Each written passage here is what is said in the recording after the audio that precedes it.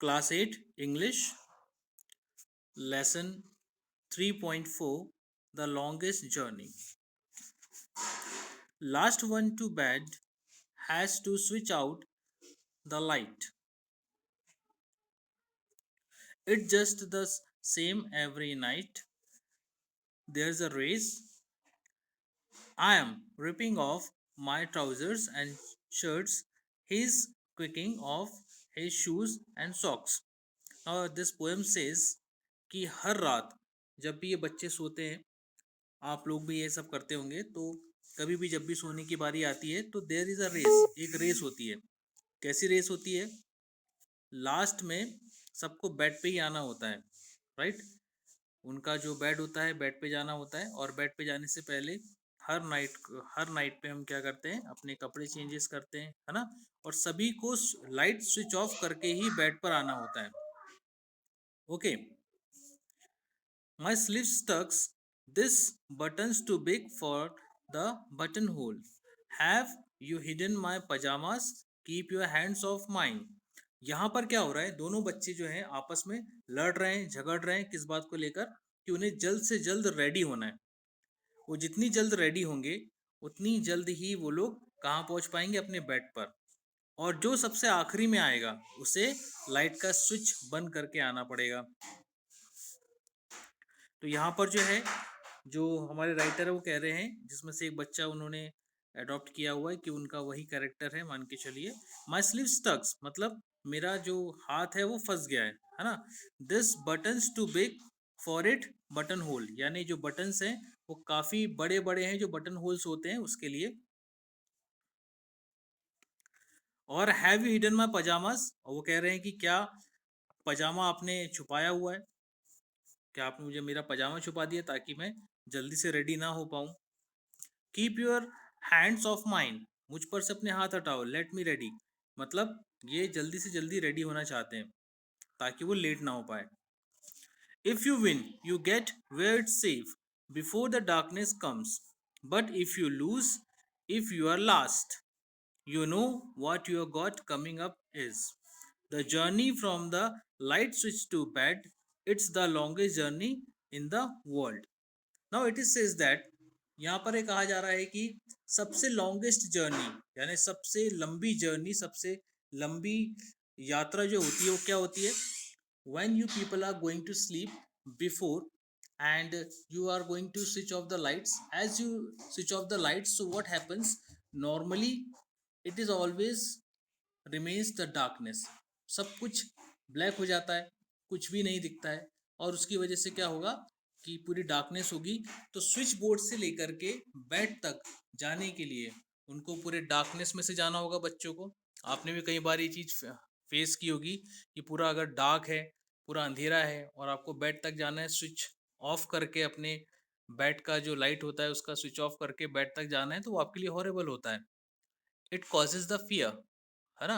तो यहाँ पे यही कहा जा रहा है कि सबसे लॉन्गेस्ट जो जर्नी है वो किस चीज की है? अपने स्विच को बंद करके अपने बेड तक जाना. यहाँ पे कहा गया है if you win you get where it safe. अगर तुम जीत जाते हो, सबसे पहले अगर तुम बेड पर पहुंच जाते हो तो क्या होगा कि आप जीत गए, आपको कुछ नहीं करना पड़ेगा, आप बेड में सेफ्टी के साथ में रह जाओगे. Before the darkness comes, but if you lose, if you are last. और अगर तुम आखिरी में आते हो so you will be the last one, और जो लास्ट होगा वो हार जाएगा.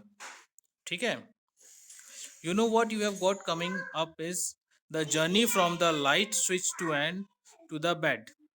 It's the longest journey in the world. जैसा कि मैंने आपको बताया कि जो सबसे आखिरी में पहुंचता है वो लॉन्गेस्ट जर्नी हो जाती है उसके लिए, क्योंकि उसे लाइट स्विच ऑफ करके जाना होता है. You are last tonight, my brother says, and he is right. अब क्या होता है आज के दिन, जो हमारे राइटर हैं या जिन्होंने लिखा हुआ है, ये जो उनका कैरेक्टर बना हुआ है यहाँ पर, वो आज लेट हो गए. क्यों लेट हो गए? क्योंकि उन्होंने अपने जो कपड़े पहने थे नाइट में, जो नाइट सूट्स वगैरह या नाइट वेयरिंग जो होती है, नाइट वेयर्स जब बच्चे पहनते हैं या बड़े लोग पहनते हैं, तो उसमें वो लेट हो गए. इस वजह से उनके जो ब्रदर है वो पहले ही बेड पे पहुंच गए. तो अब आखिरी कौन बचा? राइटर बचे. तो उन्हें चाहकर भी या ना चाहकर भी उन्हें क्या करना पड़ेगा? जो स्विच बोर्ड है उससे स्विच बंद करके अपने बेड तक आना पड़ेगा और उस समय सब क्या हो जाएगा, डार्क हो जाएगा। There is no where so dark as that room is that moment after I have switched out the light. अब उन्होंने क्या किया, क्या वो चूंकि हार गए थे तो उनको ही लाइट बंद करके आना है। वो गए, उन्होंने लाइट बंद किया तो सब तरफ क्या है, पूरा जो रूम है सब डार्कनेस से भर गया है, अंधेरा हो चुका है, कोई भी नहीं है वहां पर। There is no where so full of dangerous things, things that love dark places, things that breathe only when you breathe and hold their breath when I hold mine।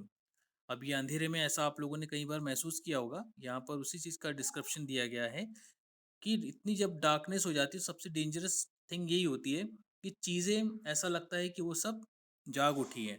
जब हम सांस लेते हैं तो ऐसा लगता है कि वो चीज़ें भी सांस ले रही हैं, जब हम सांस लेना बंद करते हैं तब वो भी सांस लेना बंद कर देती हैं।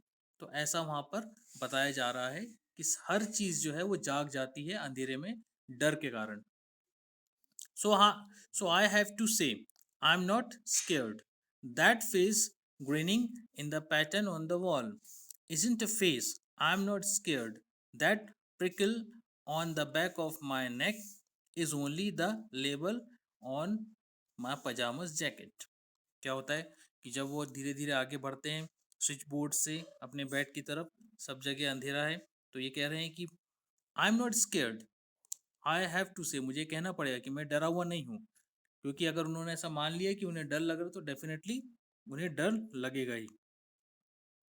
और क्या हो रहा है कि उस अंधेरे में उन्हें ऐसा लग रहा है, here is the word written,